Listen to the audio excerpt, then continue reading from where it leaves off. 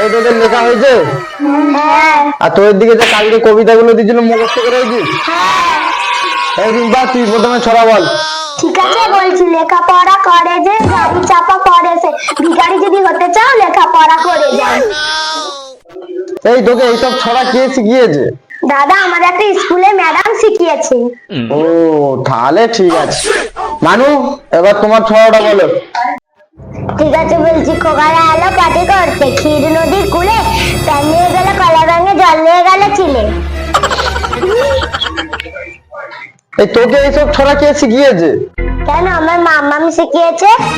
ও এই তোর মাম্মামকে কালকে রাত্রি 12টার সময় দেখা করতে বলবি তো, তোর মাম্মামকে ছড়াটা শিখিয়ে দেবো।